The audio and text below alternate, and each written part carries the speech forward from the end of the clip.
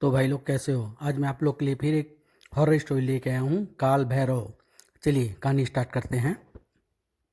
शहर के बाहर बाहर बनी एक बस्ती में उस समय हलचल सी मच गई थी जब सेठ दौलत राय का लड़का केपी अपने दोस्तों के साथ अपनी कार में उड़ा जा रहा था। उफ, इतनी तेज रफ्तार से गाड़ी चला रहा है यह। इनकी मौत आ गई ये लगती है।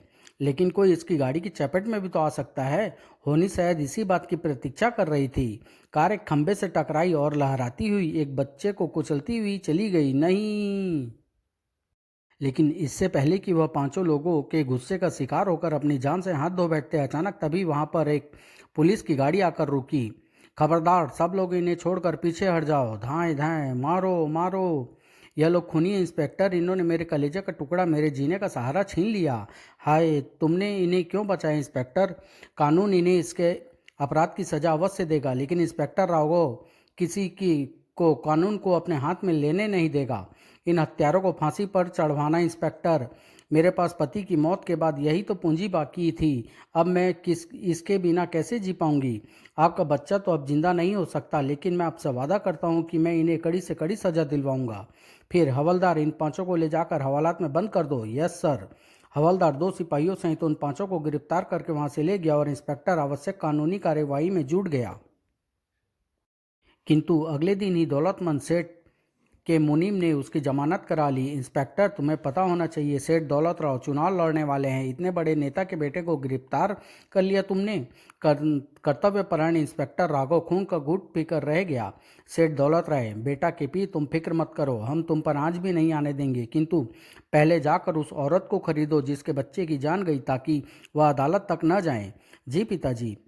उसी शाम जब केपी और उसके साथी बच्चे की मां के घर पहुंचे तो मुझसे मेरा लाल छीनने वाले हत्यारे, मेरे बच्चे की जान लेने के बाद अब मुझसे उसका सौदा करने आए हो? तुम्हारा सत्यानाश हो, तुम सब कुत्ते की मौत मरो, निकल जाओ यहाँ से। और किसी ने यह हरकत की होती तो मैं उसका खून पी जाता। सोच लो, मैं 50,000 और दे सकता हूँ। मैं तुम पर और तुम्हारी दौलत पर थूकती हूँ कमीने। केपी के अपमान से भर उठा, लेकिन दूसरे क्षण, हराम जादी, तुझमें ये हिम्मत की केपी पर थूक दिया। खचाक! पल भर बाद ही वह प्राणहीन होकर गिर पड़ी। अब क्या? इसकी लाश को किसी चादर में लपेटकर गाड़ी को डिक्की में डाल दो। आधी रात के बाद कब्रिस्तान के बाहर ले जाकर गाड़ देंगे, फिर छुट्टी। आधी रात के बाद जल्दी से गड्ढा खोदो। मगर लाश को गड्ढे में उतार कर वह लोग उस पर मिट्टी डालने के लिए जैसे ही पीछे हटे, नहीं भूत भागो। लाश कब्र से निकलकर हवा में जैसे तैरती हुई एक और को बढ़ने लगी, और अगले ही क्षण कोई आवाज़ सुनकर उन पांचों का तो जैसे दम ही निकल गया। लाश के पीछे सब लोग, चले आओ केपी, चले आओ। जरूर कोई प्रेत आत्मा है, जान बचानी है तो भागो। फिर उनके कदम स्वयं ही लाश के पीछे उठने लगे। यह हमें क्या हो गया है? हम अपनी मर्जी से नहीं जा सकते।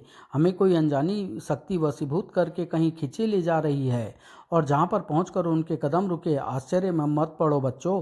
काल भैरव की तांत्रिक शक्ति ही तुम्हें यहाँ पर खींच कर लाई है। सब लोग बैठ जाओ। अगर बुद्धि से काम लो तो यह तांत्रिक तुम्हारे लिए बहुत काम का साबित हो सकता है केपी। दूसरे ही क्षण, हम मुसीबत में फंस गए हैं महाराज, हमें बचा लो। उठो केपी, काल भैरव तुम्हारी मदद करेगा। तुम इस लाश से छुटकारा पाना चाहते हो ना? केपी को देखकर उसके चारों साथियों ने भी उसका अनुसरण किया। यह मुसीबत तो लगभग हल हो चुकी है महाराज, पर असली मुसीबत हमारे लिए इंस्पेक्टर राघव बना हुआ है। अगर आपकी कृपा हो जाए तो मेरे डैडी चुनाव जीत सकते हैं। हम तुम्हारे सभी मुसीबतों को अपनी तांत्रिक शक्तियों से हल कर देंगे केपी, मगर बदले में हमें कम से कम 5 लाख रुपया चाहिए केपी। मुझे मंजूर है महाराज। बहुत अच्छे। अब देखो मैं इंस्पेक्टर राघव को कैसे सफाया करता हूँ। फिर तुम लोग अब जाओ, मगर यह लाश, इसकी चिंता छोड़ दो और जाकर मौज करो। वह पांचों गाड़ी की ओर बढ़ गए और गाड़ी स्टार्ट करके कब्रिस्तान से निकल गए। उसके जाने के बाद केपी और उसका बाप दौलत राय सोचेंगे कि उन्होंने 5 लाख में काल भैरव को खरीद लिया है, मगर वह क्या जाने कि काल भैरव दौलत राय के मंत्री पद संभालते ही उसे अपने इशारों पर नचाते हुए उसकी जगह पर अपनी हुकूमत चलाने के लिए उनकी मदद करने को तैयार हुआ है। फिर काल भैरव ने आंखें बंद करके कोई मंत्र पढ़ा और उसी क्षण हवा में तैरती हुई महिला की वह लाश उधर को ही बढ़ चली जिधर से वह आई थी, और फिर उसी खुदे हुए गड्ढे में जा गिरी, और फिर स्वयं ही मिट्टी उस कब्र में गिरने लगी। उसी शाम इंस्पेक्टर राघव के बच्चे स्कूल से घर वापस आए तो, मम्मी खाना दो, बड़े जोरों की भूख लगी है। तुम जूते उतारो बच्चों, मैं खाना लगाती हूँ। तभी अचानक जैसे कमरे की छत में से एक नरमुंड प्रकट हुआ और उसमें से एक तेज प्रकाश की रेखा निकलकर बंटी के ऊपर पड़ने लगी। भैया! और वह चिकती हुई बाहर की ओर भागी। Mummy, mummy! क्या हुआ मेरी बच्ची, तुम इतनी घबराई हुई क्यों हो? मम्मी, वो भैया! वह दोनों कमरे में दाखिल हुए तो वह नरमुंड वहां से गायब हो चुका था। लेकिन क्या बात है बंटी? मम्मी, मम्मी मुझे अपना खून पिला दो। हा हा हा, मैं तुम्हारा खून पीऊंगा। गीता के जैसे होश उड़ गए। नहीं बेटे, नहीं, यह मेरे बेटे को क्या हो गया? हा हा हा, मम्मी मुझे अपना खून पिला दे। गीता बंटी को गोद में लेने के लिए लपकी। नहीं मेरे बेटे, ऐसे नहीं बोलते। आ, मैं तुझे अपने हाथों से खाना खिलाती हूँ। हा हा हा, तो खिलाओ ना खाना। लेकिन गीता ने बंटी को जैसे ही अपनी गोद में उठाया, मैं तेरा खून पीऊंगा। हा हा हा, मम्मी! और देखते ही देखते गीता लाश में बदल गई। तभी बंटी सोनिया की तरफ पलटा और वह तेजी से खिड़की की ओर भागी। लेकिन इससे पहले कि कोई कुछ समझ पाता, सोनिया का सिर दो सलाखों के बीच में से निकलता हुआ सलाखों को पार कर गया और उसके साथ ही सोनिया की अंतिम दर्दनाक चीख गूंज उठी। आई! तभी बंटी भी पलटा और उसके मुंह से तेजी से खून की उल्टी हुई। वह भी तड़प तड़प कर मर गया। कुछ ही देर बाद जब इंस्पेक्टर राघव घर पहुंचा, बंटी, सोनिया, गीता, अरे भाई सब कहाँ हो? देखो मैंने तुम्हारे लिए क्या लाया। किंतु वहां का दर्दनाक दृश्य देखकर वह घबरा गया और फिर लहरा कर गिर पड़ा। जब उसे होश आया तो वह रिश्तेदारों से घिरा हुआ था। यह क्या हो गया भैया? धीरज रखो राघव, दोनों होनी को कौन टाल सकता है। फिर उन्होंने तीनों का अंतिम संस्कार कर दिया। और उसी रात जबकि इंस्पेक्टर राघव ने अपने परिवार की मौत के गम में नदी किनारे बैठा था, खड़ा हो इंस्पेक्टर राघव, कूद पड़ नदी में, अब जी कर क्या करेगा? हाँ, मैं ऐसे ही करता हूँ। और सम्मोहन में बंधा राघव उफनती हुई नदी में कूद गया। ही और नदी की धारा के साथ बहता। अगले दिन एक योगी के चरणों में टकरा कर रुका।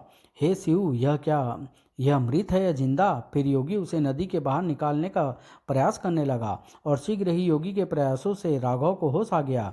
उठो वत्स, कौन हो तुम? बताओ, मुझे क्यों बचा लिया आपने योगीवर? मर क्यों नहीं जाने दिया? कैसी कायरो जैसी बात करते हो बेटा? मुझे बताओ अपनी मजबूरी, शायद काल संकट तुम्हारे किसी काम आ सके। अच्छा योगीवर, फिर राघव काल शंकर को आप बीती बताने लगा। और इस तरह किसी दुष्ट तांत्रिक ने मेरा भरा पूरा परिवार नष्ट कर दिया। तुम अब सब मुझ पर छोड़ दो वत्स, मैं उस दुष्ट को उसकी करने की मजा मजा चखाऊंगा। राघव योगी के चरणों में गिर पड़ा। मुझे स्वीकार है योगीवर। ठीक है वत्स, अब तुम आराम करो। काल संकट देखेगा वह दुष्ट कौन है जिसने तुम्हारी पत्नी और मासूम बच्चों पर भी रहम न आया। लेकिन तुम नदी के तट से दूर नहीं जाओगे, क्योंकि तुम्हारी जान के पीछे भी किसी दुष्ट तांत्रिक की छोड़ी हुई अमोघ शक्ति पड़ी हुई है। अच्छा योगीवर।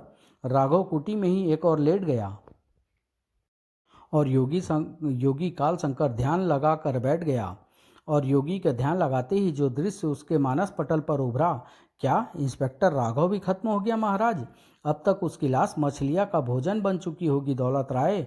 हमारे दुश्मन का तो वंश सहित सफाया हो गया। अब केवल चुनाव जीतना बाकी है, वह भी हम ही जीतेंगे। केपी, काल भैरव के होते तुम्हें चिंता करने की जरूरत नहीं है। आपका ही तो सहारा है बाबा। थोड़ी मदिरा थोड़ी मदिरा और दो बच्चा, जितनी चाहो पियो महाराज। काल शंकर ने तुरंत आंखें खोल दी। ओह काल भैरव, आखिर तुमने अपने दुष्ट स्वभाव के कारण दुष्ट लोगों की संगत और दुष्टता भरे कृत्यों से बाज नहीं आए।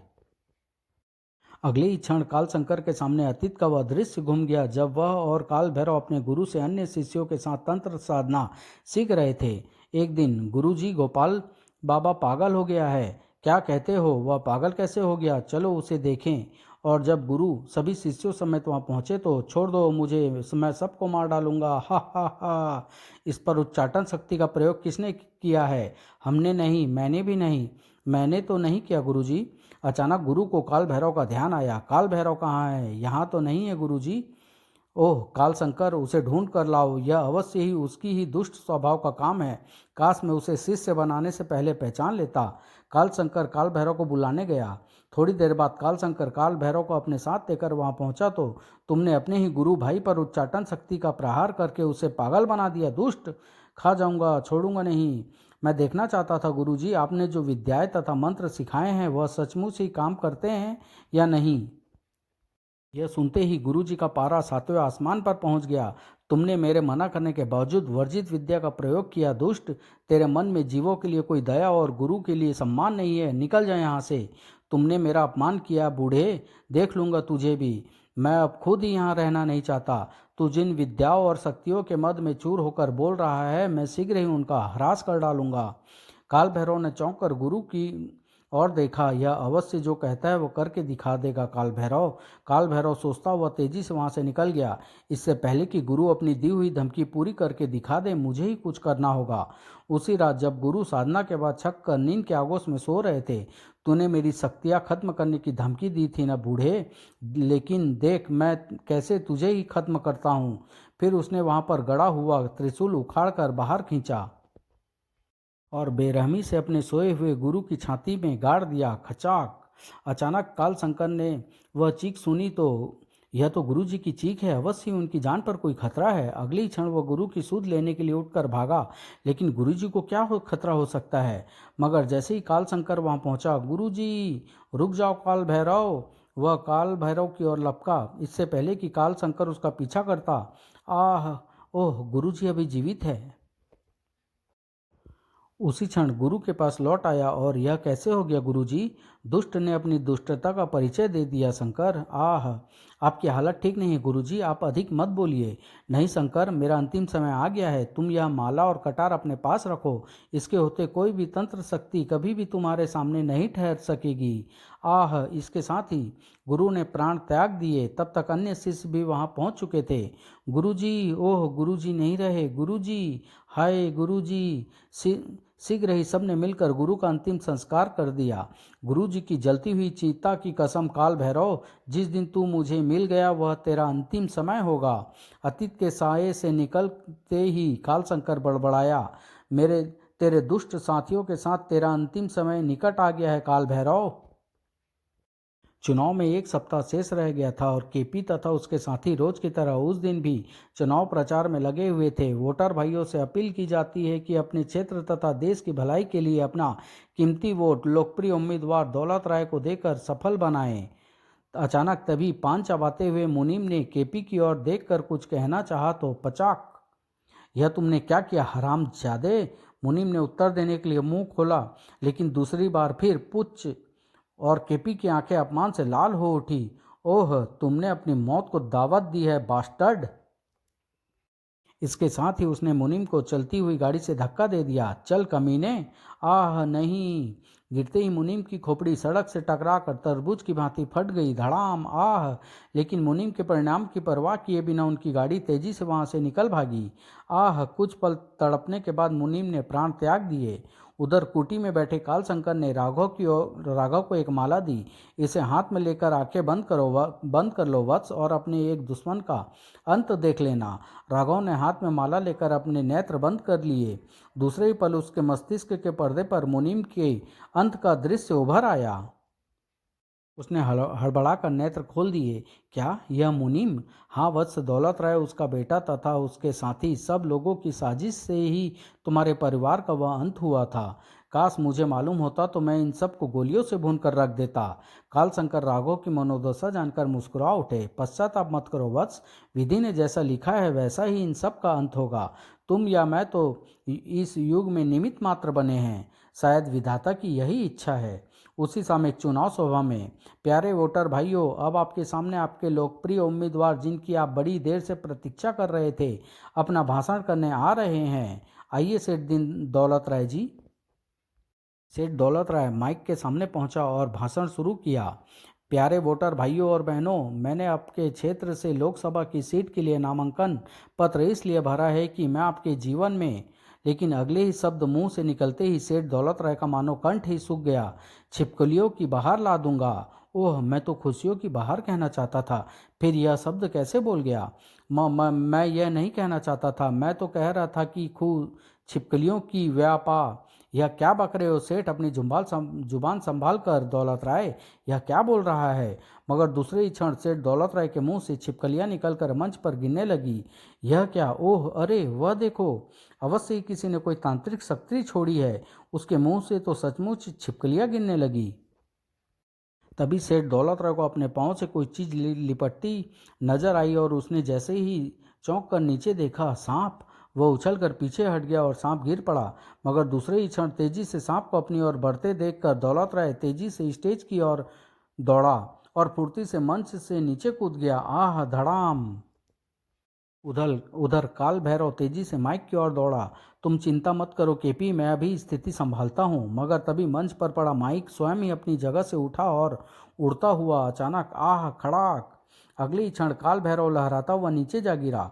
क्या हुआ बाबा? लेकिन काल भैरव तो बेहोश हो चुका था। उधर नीचे गिरते ही सेठ दौलत राय की एक टांग टूट गई थी और लोगों ने उसे घेर रखा था। क्या हुआ सेठ, तुम नीचे कैसे गिरे? आपकी तो एक टांग टूट गई लगती है। ओह, आह! अचानक दौलत राय के न चाहते हुए भी किसी अनजानी शक्ति के वशीभूत होकर उसका मुंह स्वयं ही खुलता चला गया। यह सब मेरे किए पापों का फल है। मैंने तांत्रिक काल भैरव से मिलकर इंस्पेक्टर राघव और उसके परिवार को मरवा दिया था। अब ओह, मैं यह सब नहीं कहना चाहता था। ओह, मारो मारो मारो, यह खूनी है। अगले ही क्षण लोगों की भीड़ दौलत राय पर बुरी तरह से टूट पड़ी। हाय, मार डाला रे! धाड़ तड़ाक ढिसुम! पीटते हुए दौलत राय ने बचकर निकल भागने की कोशिश की। हाय बचाओ! लेकिन टूटी टांग के कारण वह भागकर अपनी गाड़ी के पास न पहुंच सका। और इसे मार डालो, यह खूनी है, मारो मारो! और जब लोगों ने छोड़ा तो जमीन पर उसका प्राणहीन शव रह गया था। अरे, यह तो मर गया, भागो! लोग तुरंत वहां से भाग लिए। तभी काल भैरव को भी होश आ गया और उसने लोगों के कहे शब्द भी सुन लिए। तो बाबा, लोगों ने डैडी को मार डाला, भागो, पुलिस आ रही है, वह हमें गिरफ्तार करके ले जाएगी। इसके साथ ही काल भैरव उठकर मंच की पिछली और दौड़ पड़ा। पुलिस आतंकित हो चुके केपी ने भी उसका अनुसरण किया। दोनों आगे पीछे भागते हुए गाड़ी के पास पहुंचे और गाड़ी स्टार्ट करके वहां से भागे। थोड़ी देर बाद ही उनकी गाड़ी कब्रिस्तान में जा पहुंची। हमारे पीछे अवश्य कोई तांत्रिक पड़ गया है, जिसके बारे में जानकर उसके तांत्रिक शक्ति को निष्क्रिय बनाना जरूरी है, वरना अब हमारा नंबर है। मैं ध्यान लगाने जा रहा हूँ, लेकिन तुम गाड़ी में से बाहर मत निकलना, वरना अपने परिणाम के जिम्मेदार तुम खुद होगे। फिर काल भैरव ने त्रिशूल से गाड़ी के चारों ओर एक दायरा खींच दिया। इस सुरक्षा कवच के दायरे में दुनिया की कोई भी शक्ति तुम्हारा कुछ नहीं बिगाड़ सकती, इसे याद रखना। फिर काल भैरव अपने स्थान की ओर बढ़ गया। काल भैरव की शक्ति को ललकारने वाले तांत्रिक, तूने अपनी मौत का आह्वान किया है। वहां पहुंचकर वह बैठ गया और ध्यान लगाने की चेष्टा करने लगा। आज मेरा ध्यान क्यों नहीं लग रहा? शायद मन अशांत होने के कारण। उधर गाड़ी में सब कुछ खत्म हो गया, कुछ भी तो बाकी नहीं बचा। अचानक तभी उसे गाड़ी के चारों ओर सफ़ेद सा धुआं फैलता नजर आने लगा। ओफ, कब्रिस्तान में यह सफ़ेद धुआं कहाँ से आ गया? तभी उस धुएं में अचानक ही उसे बाहर खड़ा काल भैरव दिखाई पड़ा। अरे काल भैरव, यह तो मुझे ही बुला रहा है। शायद गाड़ी के शीशे चढ़ी बंद खिड़की के कारण ही मुझे उसकी आवाज़ सुनाई नहीं दी होगी। केपी तुरंत गाड़ी का द्वार खोल दिया। तो जल्दी से मेरे पास आओ केपी। ओह, वह मुझे बुला रहा है, मैं आ रहा हूँ बाबा। और काल भैरव द्वारा खींची हुई लकीर को पार करके जैसे ही वह बाहर निकला, तभी तेज आंधी का एक बवंडर सा उठा। उफ, यह आंधी कहाँ से आ गई? और दूसरे ही क्षण केपी की कार अपने आप केपी की ओर बढ़ी। ओह बचाओ! और बाबा बचाओ! काल भैरव कुछ न कर पाया। अगले ही क्षण उसकी अंतिम दर्दनाक चीख के साथ खून के फव्वारे ने काल भैरव को खून से नहला दिया। वह अपने स्थान से उठ खड़ा हुआ और आवेश में जैसे फुफकारने लगा। कौन है तू जो छुप कर अपनी शक्ति का प्रयोग किया? असली गुरु का शिष्य है तो सामने आ जा। अगले ही क्षण काल भैरव के सामने काल शंकर और राघव खड़े थे। छुप कर तो वार तुमने किए थे, असली गुरु के नकली शिष्य, वो भी मासूम बच्चों और निर्दोष स्त्री की जान लेने के लिए। काल शंकर, तुम? अच्छा हुआ तुमने मुझे पहचान लिया भैरव। तुम्हें वह रात भी याद होगी जब तुम गुरु की हत्या करने के बाद मेरे सामने से भाग निकले थे। हा हा हा! अब तुम्हें तुम्हारी मौत भी मेरे पास खींच लाई है काल शंकर। काल शंकर, शंकर भगवान का वह अंश है जो तुम जैसे पापियों को मौत का तांडव करता है भैरव। लेकिन अभिमान से भरे काल भैरव की दृष्टि राघव पर पड़ी। सबसे पहले मैं इस कीड़े का सफाया करूंगा जो शायद तुम्हारे संरक्षण में पहुंचकर मेरे द्वारा किए गए मारण कर्म से बच निकला था। जाको राके साइया, मार सके ना कोय, बाल भी बाका ना कर सके ता जग बेरी होए। तब अचानक ही काल भैरव ने अपना हाथ हवा में उठाते हुए कोई मंत्र पढ़ा। अगले ही क्षण उसके हाथ में एक नर मुंड प्रकट हुआ। मरने के लिए तैयार हो जा राघव। फिर उसने नर मुंड को आदेश दिया, इस आदमी के 4 टुकड़े कर कर दे मसान खोपड़ी। अगले ही क्षण खोपड़ी काल भैरव के हाथ से निकलकर राघव की ओर झपटी, किंतु सर इसके साथ ही काल भैरव ने अपना हाथ हवा में घुमाते हुए मंत्र पढ़ा तो उसके हाथ में अचानक एक कुल्हाड़ी प्रकट हुई। सावधान काल शंकर! और उसने कोई मंत्र पढ़कर कुल्हाड़ी काल शंकर पर फेंक मारी। लेकिन इस बीच काल शंकर के हाथ में शंख आ चुका था और उसके मंत्र पढ़ते ही उस शंख में से एक अद्भुत रस्सी निकलकर कुल्हाड़ी की ओर बढ़ी। अगले ही क्षण वह कुल्हाड़ी से जा लिपटी और उसे लिए हुए अंतरिक्ष में विलीन होती चली गई। ओह नहीं! तब अचानक ही काल भैरव ने फिर मंत्र पढ़कर एक नर मुंड को कंकाल काल शंकर पर छोड़ दिया और उसमें से तेज विद्युत लपलपाती हुई काल शंकर की ओर बढ़ने लगी। अब तुम दोनों में से कोई नहीं बचेगा काल शंकर! तब काल शंकर ने गुरु का स्मरण करते हुए उसके अंतिम समय विधि हुई कटार निकालकर उसे अभिमंत्रित कर उस विद्युत की दिशा में फेंक दिया। गुरु महाराज की जय! और उस कटार के विद्युत से टकराते ही एक तेज ध्वनि हुई। खन! दूसरे ही क्षण बवंडर ने काल भैरव को घेर लिया और फिर वह पापी अपने ही शस्त्र का शिकार बना। काश यह अपनी शक्तियों का इस्तेमाल अच्छे कार्यों में करता तो इसकी मौत अमर होती। पापी काल भैरव, तू इसी राह पर चला था। अच्छा वत्स, मेरा कार्य संपन्न हुआ। मरने का विचार त्याग, तुम भी मानवता के लिए जीना सीखो। मैं प्रयत्न करूंगा योगीवर। और काल शंकर वहाँ से किसी अज्ञात स्थान को चल दिए और राघव ने अगले दिन ही अपनी नौकरी ज्वाइन कर ली नए उत्साह से। Good morning sir. Welcome mister Raghav. समाप्त।